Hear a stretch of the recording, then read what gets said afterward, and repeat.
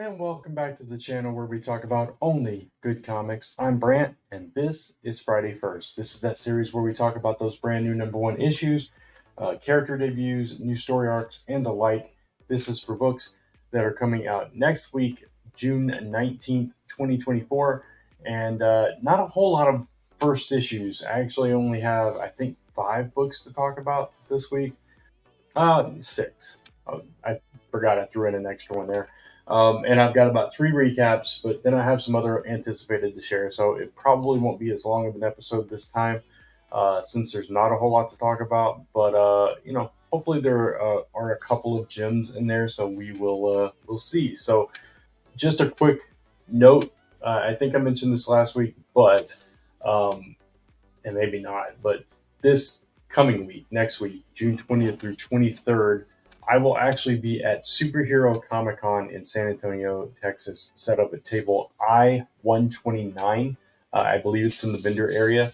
And this is a big 4-day show, huge celebrity list like Jake Gyllenhaal, Chris Pine, Laura Vandervoort, Jamie Alexander, uh, Orlando Bloom, a lot of celebrities. I think David Finch, Art Adams, etc. From the comic side of things. Some cosplayers, voice actors, and the like. So it's going to be a big show in San Antonio. If you are in the area, if you're going to the show, come find me. Table I-129. I'll be set up with Last M.A.R.S and Loops and Scoops Crochet. So check me out if you're in the area. So I just wanted to mention that real quick. And we're gonna have all our comics there from Last Press. So yeah, if you like indie comics, come check us out. All right. So with that said, let's get into the few recaps that I do have. I've only had a chance to read 3 of the first issue books this past week. I actually read 4, but one of them I didn't care for, so I'm not going to talk about that one because this is only good comics. But what I will talk about first is X-Men: Era of Apocalypse issue 1. I keep talking about. I don't know what this is supposed to be. Finally, we're getting a little bit of hints here. One of the books last week that came out that we read, I can't remember if it was, it must have been in X-Men 35/700. But we finally got information about what this entails, why there needs to be an era of apocalypse. So we finally got a little bit of a hint towards that, and that kind of cleared up some things for me. So now these particular mutants are invited to this contest of champions, basically, and each one of them have their own reasons for being involved with this. Obviously, Richter has deep ties to Apocalypse from the Excalibur series and stuff that was going on there, and some of the other characters make sense as well. Some of them not so much, like Cable and Laura Wolverine.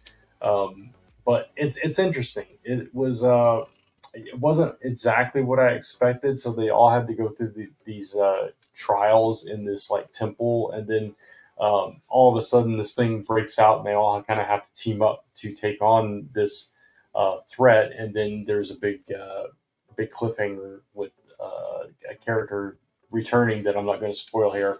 But I thought it was a decent first issue. I still don't know if I'm in love with the concept or feel the need for an era of apocalypse, but I'm really curious to see what the motivations of some of these characters are.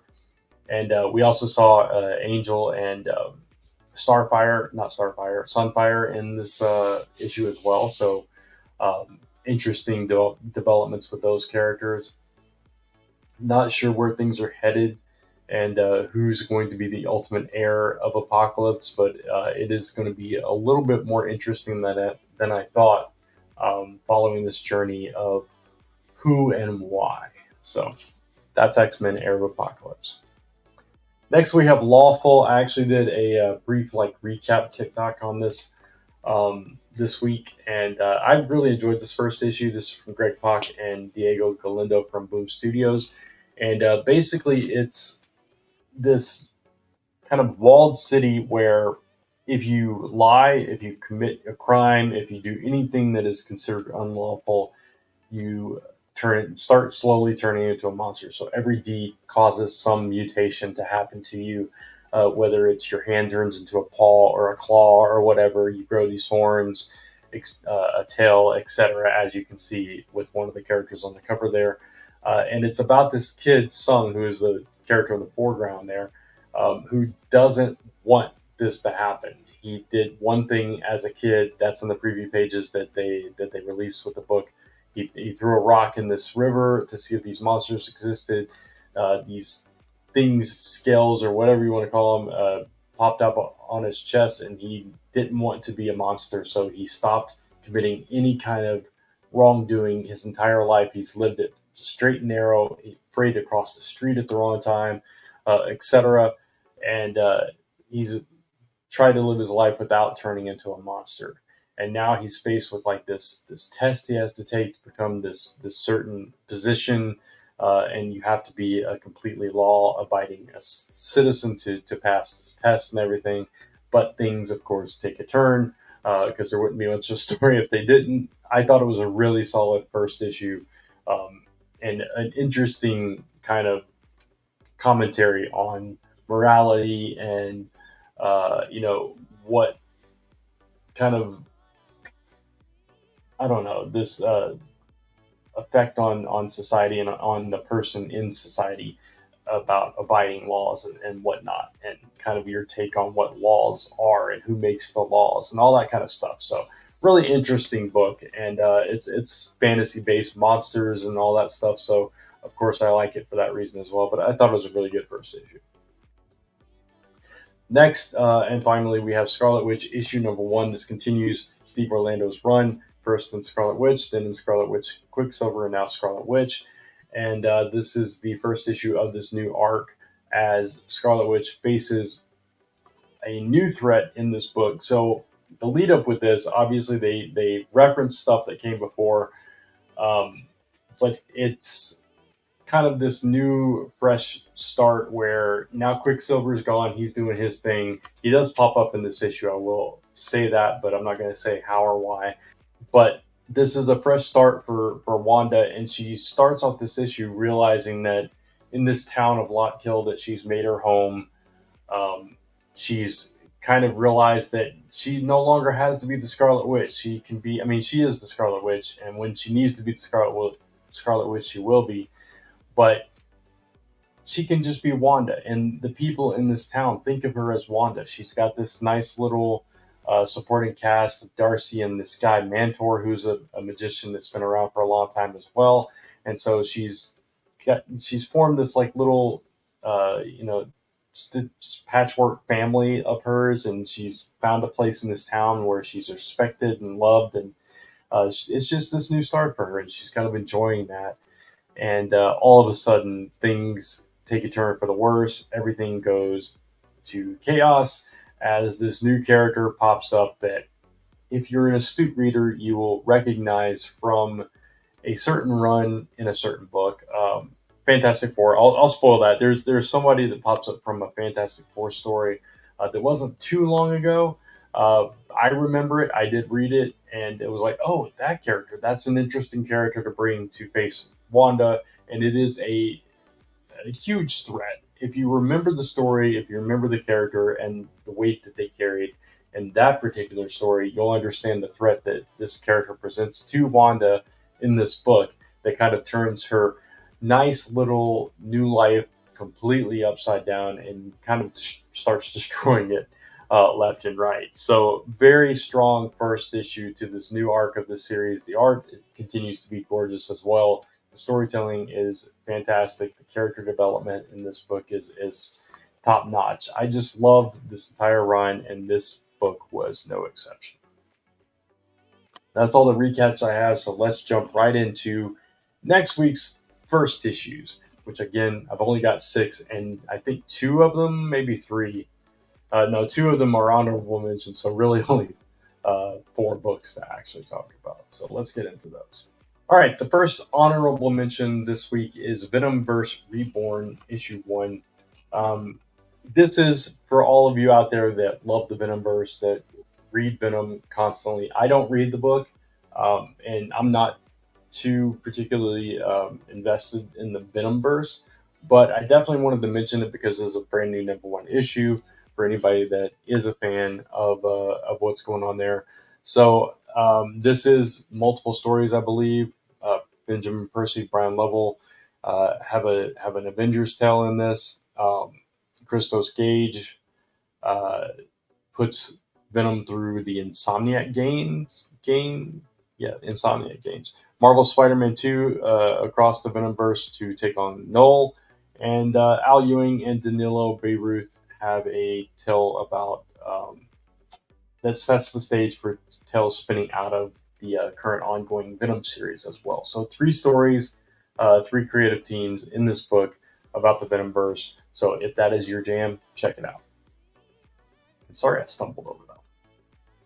Next is for all you Spawn fans. This is Misery. This is the first issue of a brand new mini series. Sorry, and it's featuring the daughter of Wanda Fitzgerald, who is the former wife of Al Simmons, who is Spawn. Her name is Cyan Fitzgerald, and she has these incredible abilities as well that keep her cut off from everyone around her. And this is her journey into darkness. It begins here, so it sounded interesting. The cover looks pretty cool, and if you're a Spawn fan, you'll definitely want to check it out. Artist Simon Kudransky, who does Something Epic, and I cannot ever remember the name of that book that I read that I really liked. But yeah, and fantastic artist Todd McFarlane is actually writing this one as well. So if you are a Spawn fan, you'll definitely want to check out Misery. First of the 3 main books that I have to talk about, this is Galaxy of Madness, issue number 1. This is from Mad Cave, and it is written by Madeline Basaggio with art by Michael Avon Oeming, obviously from Powers fame. And it is a sci-fi story taking place in the 41st century on the other side of the galaxy. It's a space opera, I guess, with a swashbuckling archaeologist of all things. Virgo is on the cusp of learning a universe-shattering secret in this 4-color fantasy. So if that sounds like your jam, if you like Michael Avon Oeming's art and you like these futuristic sci-fi stories with super secrets and all this stuff, and it's a sci-fi fantasy adventure tale, it seems like. It sounded interesting to me. I like the art on the cover there as well. So yeah, I'm going to give this one a potentially good because it's Michael Avon Oeming art. So yeah, that is my take on Galaxy of Madness from that game. Before I get into this next one, I want to apologize. My mouth is so dry. I don't know what's going on. I'm not struggling to find words. I'm struggling to enunciate because my mouth is just so dry. I'm having a hard time talking, so I apologize for that. But anyway, next up is the Writer issue number 1. This is from Dark Horse. This is by the Berkowitz brothers, who are producers, I believe. I'm not too familiar. And Josh Gad, who is a comedic actor, very familiar with Josh Gad and his works. But they are co-writing this new book about Stan Siegel's life as he dives into neo-Nazi occult nightmare, and it's steeped with folklore and magic and demonic chaos and high-speed chases. And this character Stan's hunger for answers unveils identities, setting off a desperate race against time in this thrilling saga.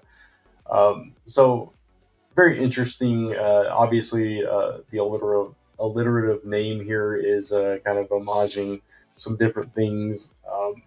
So it's cool following the footsteps of creators like Patton Oswalt creating comic books. It's pretty cool. I like to see that when it happens because it feels like a passion project. So this is the writer. I'm giving this one a potentially good as well because given the creative talents behind it, it could be fun. It could be cool. So I'm going to check it out and we'll see what happens with it. Next up, we have the Sensational She-Hulk issue number 9. This seems to be a start of a brand new arc. It says the most explosive She-Hulk story in history starts here, so obviously a brand new arc for the character. We'll see how things go from here. Hopefully, things pick up. Things had kind of slowed down quite a bit with this love story with the Jack of Hearts and this triangle with Ganymede and all that. But this says something is brewing that is going to have effects felt beyond just Sensational She-Hulk. You cannot afford to miss it. So if you are a She-Hulk fan, if you've been enjoying the series and you're looking for that next big story that's going to have big implications, this is a good place to jump on at. And yeah, I'm really curious about it. I haven't read anything else about it. I don't know what is in store, or what the arc is about. But with teases like that, you got to check it out. So because I do enjoy the series, I really like it. It's not usually like in my top picks, but I always enjoy reading it.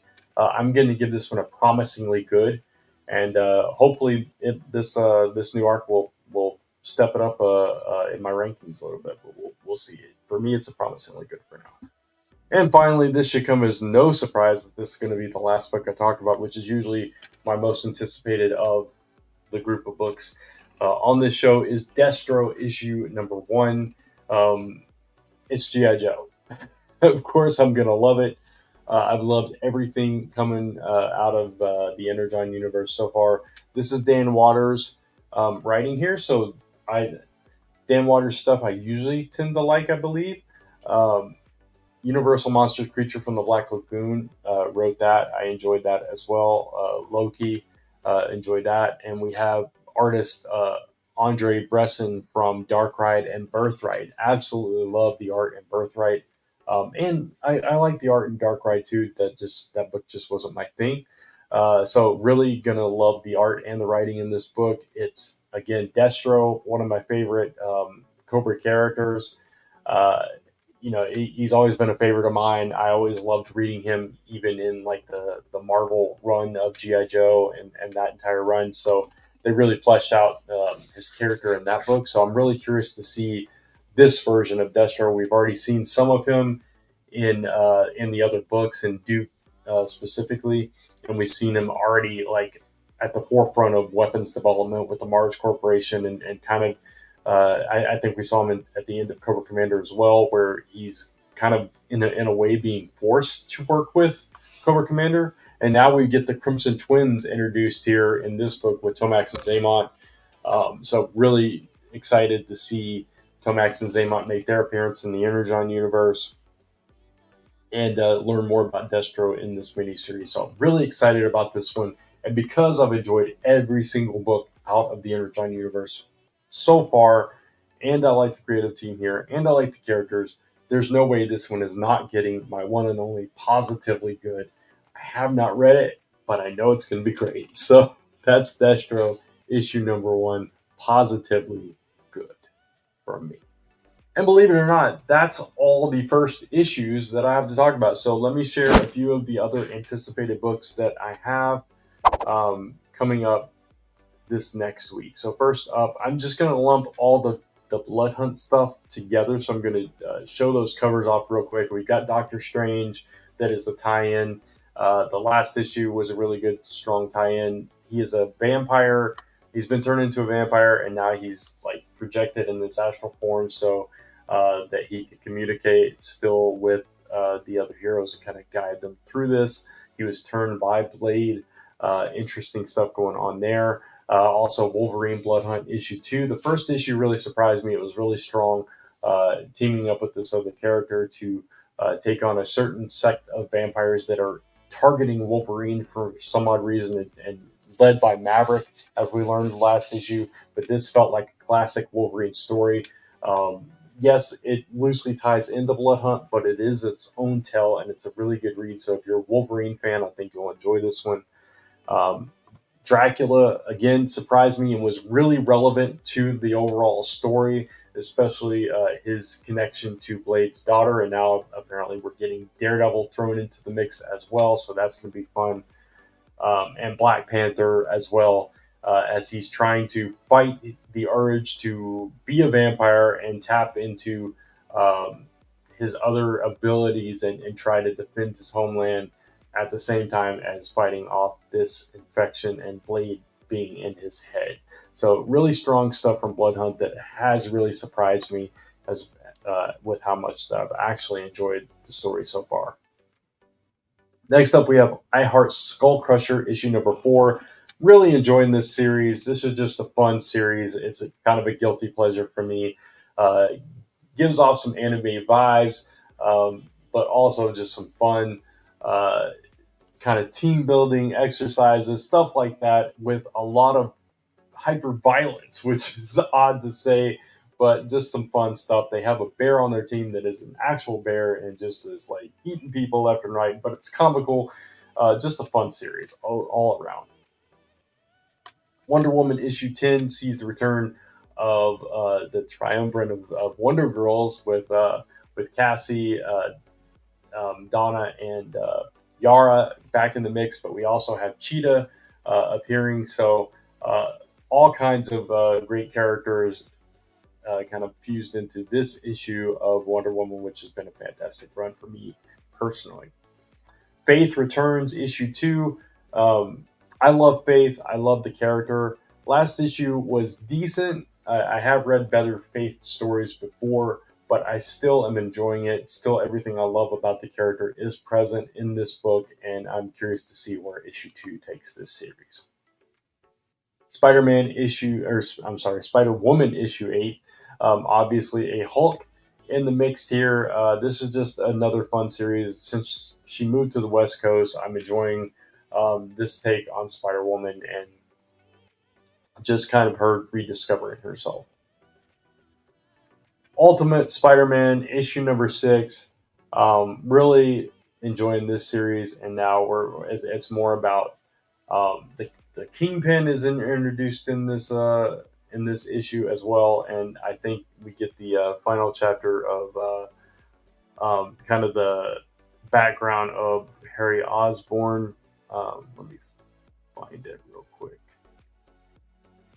Yeah, the shocking conclusion of the opening arc. That's what I wanted to point out. I knew there was a point I was missing about this one, but yeah, this is the last issue of the first arc of the series, and the Kingpin is here as the owner of the Daily Bugle. We've seen him before, but now obviously by referencing him on the cover here in action, it seems like he's going to take a more active role. And yeah, so we're going to see him tangle with Spider-Man possibly, if that cover is any indication. And then Uncanny Valley issue number 3.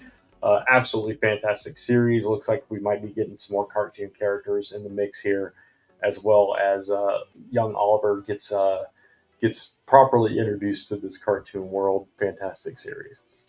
But that's it. That's all the books I got to talk about. I'm starting to lose my voice oddly, so I'm going to shut this down now. But hopefully you enjoyed this. If you did, please give it a thumbs up. It helps. It helps the channel, helps the show, and all that good stuff. So of course, if you do like it and you do like the other content on the channel, and you want to see even more, be sure to hit that subscribe notification bell so you don't miss any of the content on the channel. Of course, you can follow me across social media at Only Good Comics and type in onlygoodcomics.com to take you right back to this YouTube channel where we talk about only good comics. Until next time, and when I hopefully get my voice back and my mouth isn't so dry, keep reading those comics. Take care, and I'll see you real soon.